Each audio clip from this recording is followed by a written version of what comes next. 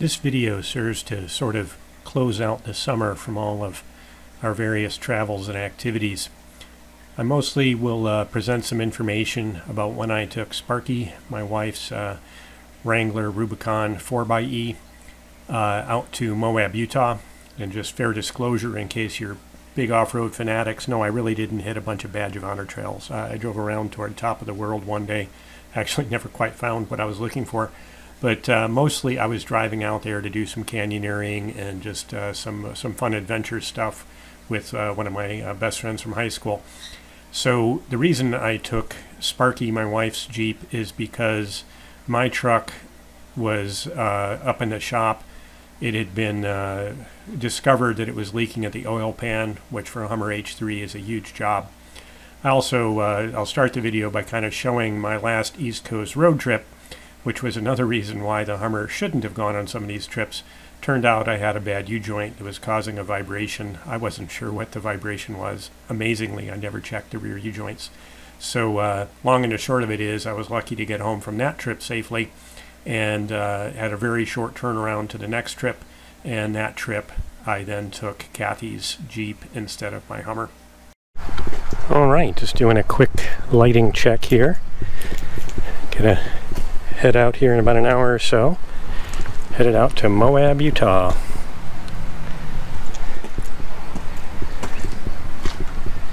This time, taking Sparky. The Hummer has an oil pan gasket leak that's rather slight, but it's just one of those deals where, well, do you want it to stop being slight while you're driving around the western half of the country? So, taking Sparky instead. One thing this trip allowed me to do is collect some additional impressions and information on driving my wife's truck with a 4xe drivetrain. I've been absolutely thrilled with Sparky. It's perfect for us. Kathy's day-to-day driving usually is less than 25 miles per day, so she's pretty much all electric all the time. But I had previously, kind of early on, taken Sparky on an overlanding trip pulling our trailer to the Upper Peninsula of Michigan and discovered one of its greatest weaknesses, and that's range. I'll talk about that here in a bit more. But I just have kind of four areas that I formed some pretty strong impressions. First, not terribly important, but I drive a Hummer H3 most of the time, occasionally drive Kathy's old Suburban. Those both have independent front suspension and rack and pinion steering. So if you only ever drive a Wrangler, you don't think about it anymore. It's been years since I've driven a lot of time in a solid axle, Pitman arm type steering setup in the front end of a car. I don't mind it, but it is definitely vague compared to the rack and pinion feel of the Hummer or the Suburban. I will say the 4xe drivetrain is absolutely brilliant on steep slopes. I was thrilled. Earlier in the summer, I had the Hummer pulling this trailer out of Big Bear in California, some very steep mountain roads, and I kind of misplanned things. I could smell my brakes burning and was really feeling fade, and it's very uncomfortable with a LSV8 and a 4-speed. You're slamming down to second. It's just kind of irritating. With max regen braking and that 4xe drivetrain and all the gears and the transmission, it was ridiculously smooth up and down long sustained slopes. Coming out of Monarch Pass on US 50, I went from less than 1% battery to over 20% battery, and it was so comfortable. The torque application of the regen braking is incredibly smooth. So that was fantastic, not something I planned on. One bad thing, so guys with Echo diesels had talked about this problem where suddenly, without warning, they were limited to 50 to 55 miles per hour. That happened to me twice on the very long grades west of Denver on Interstate 70. Really surprised me because it hadn't done that at all. Not entirely sure what's going on there. I suspect it's transmission over temp. So hopefully Jeep will someday address it, or maybe I'll add an additional transmission cooler. Weirdly, no such thing at lower speeds on US 50 despite some really aggressive grades, but on I-70 twice it really surprised me. And then the fourth point is just that fuel economy. Again, if you get 12 miles per gallon on a 17.5 gallon tank, you're not going to go very far between fill-ups. When I was driving about 50 miles an hour, no problem. 75 on an interstate, yeah, that was not pleasant, having to stop so often for fuel. But again, on the way out on US 50, when I wasn't driving that fast, despite long, steep grades, my fuel economy was somewhere between, I want to say, 14 and 15 miles per gallon, which does not give you great range on a 17.5 gallon tank, but it gives you good enough range. But when you're getting 12 miles per gallon and you have to, right off the get-go, you got a full tank of gas, you know you're not going farther than, say, 195 miles, that gets pretty irritating. So I do have 10 gallons on the front of the M416 trailer I pull, so I knew it wouldn't be a disaster. I could just pull off to the side of the road and splash 10 gallons. But it just doesn't give you peace of mind knowing that you have to stop for fuel quite so often. Now again, just to be clear, when I go to Moab, I am far more likely to be out doing canyoneering and rappelling and things like that than I am to be trying to do a badge of honor trail. So here's kind of a collection of stills of some really wonderful adventures we had exploring the extraordinary beauty of the Moab, Utah general area.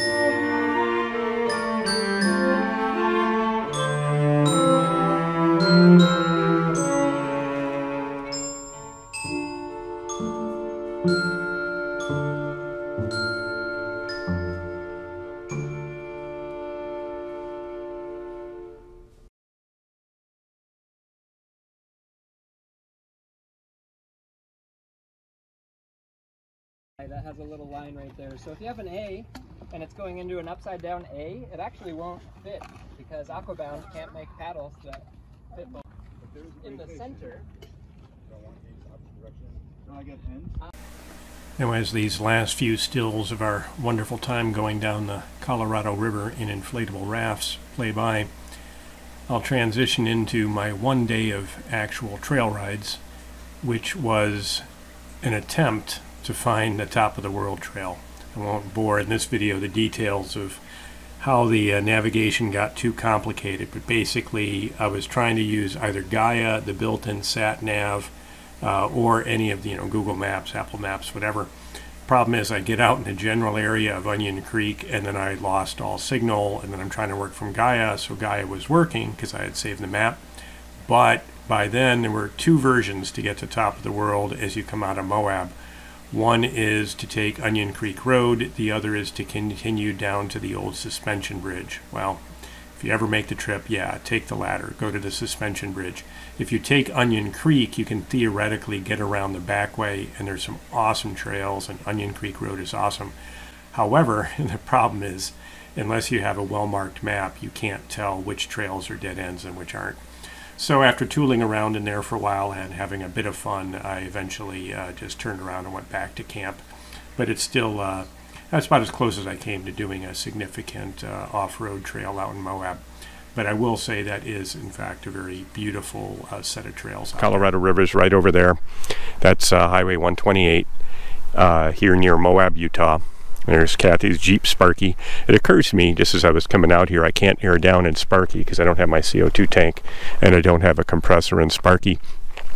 But this is Onion Creek Road, so I'm going to drive up Onion Creek Road and look for the trailhead of Top of the World Trail. So this is Thursday. Had a wonderful vacation here in Moab. Didn't really film or photograph very much because I just didn't want to hold up the group. It's my friend Rich, one of my high school buddies, has these wonderful adventure vacations. He invited me along on this one. And when you're out canyoneering and things like that, unless you put a GoPro on your helmet or something, you only take so many pictures. So I do have some, but mostly stills, and just with an iPhone. I didn't break out the good camera. So again, absolutely fantastic here in Moab. Everywhere you look is just ridiculous, spectacular beauty. And today, finally, the group is out doing another hike and probably some rappelling and this and that. We did do a really cool 90-foot rappel yesterday. But they're off doing that, and today I'm just doing a solo day with Sparky here to see if I can check out some of the, let's say, less intense Moab 4x4 trails. This is my third time to Moab. I really have never done the trails.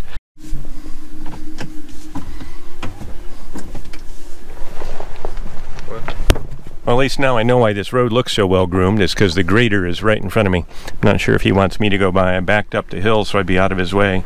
I can't tell if he's kind of waiting for me to come around and let him get back to work. Oh, there we go.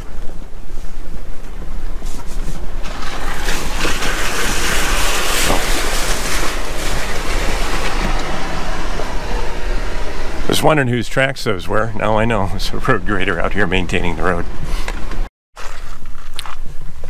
So there's a little turnout there, right here, so I figured I'd pop out and just do a little bit with a GoPro. So this is where you first climb up away from Onion Creek, so you can kind of see. It's a pretty tight shelf road. Glad I truly have the entire place to myself right now. And again, this is just, you hate to say typical beauty of Moab, but that's Moab. All these amazing rock structures. Onion Creek is flowing down there, and this Onion Creek Road just gently climbs up and away now from the bed of the creek. So, and like I said, I haven't even come out of two-wheel drive. It's just been a beautiful, comfortable drive. And eventually I might need four-wheel drive, but right now it's really just, I don't know if the sun will allow the camera to show what I'm headed into, but it's the soil beneath you in the water crossings is very firm. So again, I'm not a big fan of shelf roads. Hopefully I won't see any oncoming traffic, but quite beautiful scenery. So Onion Creek Road simply drives along this canyon of Onion Creek. It's quite beautiful. Alright, unfortunately I forgot to close Sparky's door when you have the key in your pocket. It honked 3 times, so hopefully it didn't frighten someone into thinking someone's in danger out here. But I have again had this entire trail to myself. So again, in my experience driving around Moab, you just run out of superlatives and you're not sure what to photograph because everything is amazing. Again, this is just Onion Creek Road. Driving along the creek here, climbing up the canyon walls on this shelf road. A little ways back, there was a pretty little bridge. I didn't want to jump out and record everything, but I thought, man, I have to get out and record some of this. It's just so beautiful. That's that sign for the bridge right there. Load limit 21 tons. So I'm sure the landscape changes a lot. Sandstone is soft, and you can see how these valleys get cut to see. Now I think where I was trying to get is going to end up there. But you know, honestly, I'm having so much fun just admiring the beauty and the incredible variety here at Moab. And it's only 74 degrees, which is just awesome, and there's a nice breeze. Just driving with the windows down. So I think I'm just going to press on, and if it gets close to lunchtime, I'll drive back into town. I can pop back out here very easily. It was no time at all to get into this area. But I set out to find the Top of the World trail on Top of the World. I drove down Onion Creek Road just like you're supposed to. But I can't find any obvious markings in Gaia where that feature is or which trail gets you there. And the navigation apps that claim to know where it is and can get me there can't work out here because you lose your cell signal. So it is what it is, but I'm having a lot of fun regardless. Okay, so I did find it, and I can go left, which it's still not entirely clear from Gaia, even with the topo lines and everything else. I mean, that'll take me to some interesting places. I don't know if it takes me eventually up there. If it does, you have to go really far that way, then really far back. This is a much shorter trail that takes me down to another trail. And I think, given that I've kind of lost track of what I started to find, I think I'm going to go this way. And I don't know what this, I got to figure out what that icon is. It's a Moab icon. And they have a few of these marked around. I assumed it meant the name of a certain trail, maybe a hiking trail or a Jeep trail. There was another one back there, but it was also sort of a dead end. Actually, no, I take that back. It also, like this one, shortcutted you over to the other trail. So I think I'm going to go right here. We'll see where that takes me. Okay, so we got a little technical back there. No big deal. I'm just having some fun putting the Jeep in hill descent mode. But now, kind of looking at what I'm getting into next. Again, that's a Rubicon. It's not going to have trouble going down a few small rock ledges. But I'm starting to ask myself, is this a technical Jeep trail? You know, the local Jeep club could have told me, oh, dude, you know, that was a, you know, your black diamond option there.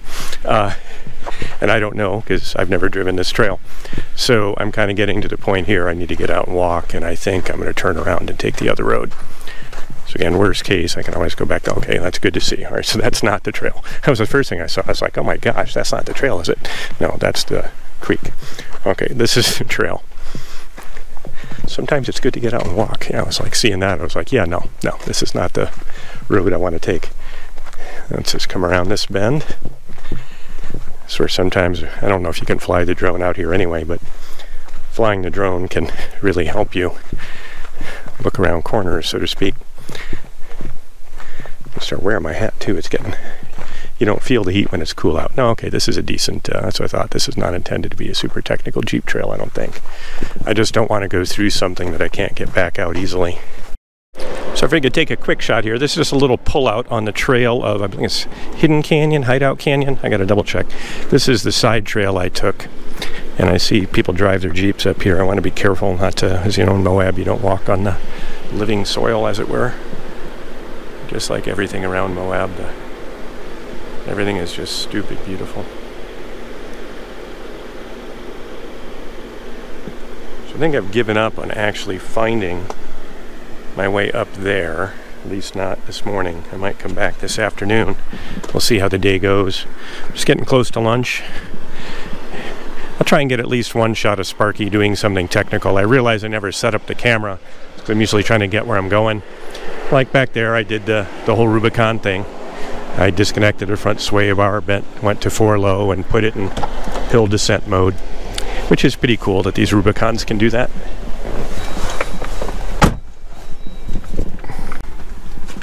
Alright, so kind of like when you go to the gate at the end of the trail, I finally zoomed into Gaia farther.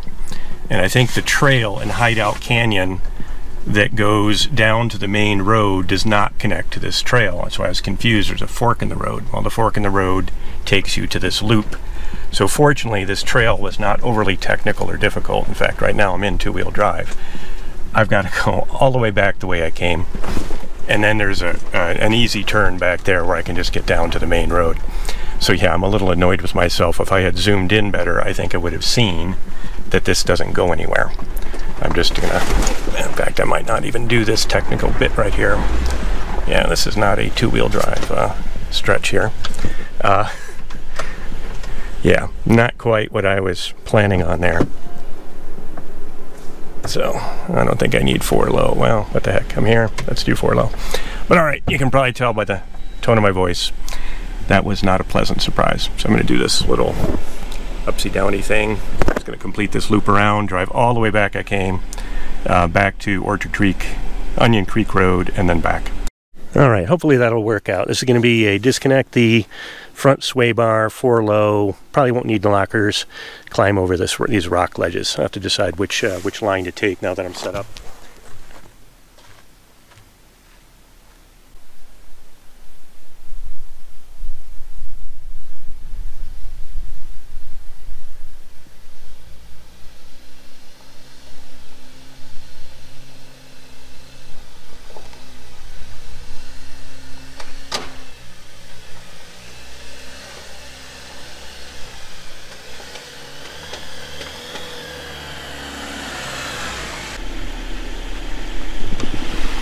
That's interesting. Accidentally parked on a rock. So I don't know if the GoPro did that justice, but I figure, let's get at least a little bit of content of Sparky. Again, I didn't even need the lockers. I know hardcore guys will say this is a lame trail and blah blah blah, and a Rubicon, stock Rubicon isn't enough. But for the kind of stuff I do, no, stock Rubicon's plenty. And to me, Sparky here, especially with that hybrid drivetrain, is just super impressive in what you can do right out of the box. Now I did hear some clunking.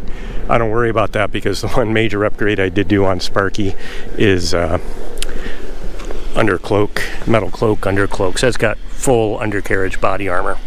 So between the factory rock rails and those skid plates, it's not, never say never, but it would be very difficult for me to hit something the wrong way. All right, now to backtrack and go have lunch.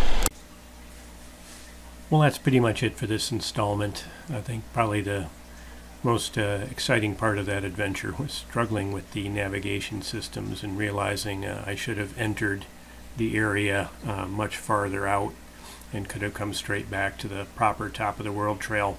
It was funny realizing that the word for Hideout Canyon was covering part of the map that would have shown me that the trail I was on did not connect. It was just a loop. It was just one of those flukes that I guess you learn from. But I had a wonderful time in Moab. Hopefully you found this video enjoyable. I think my next video, whenever I get back here to the computer, will be catching up on our activities up in the UP. Did a lot there with wood chipper and grooming trails. But had a wonderful time in Moab.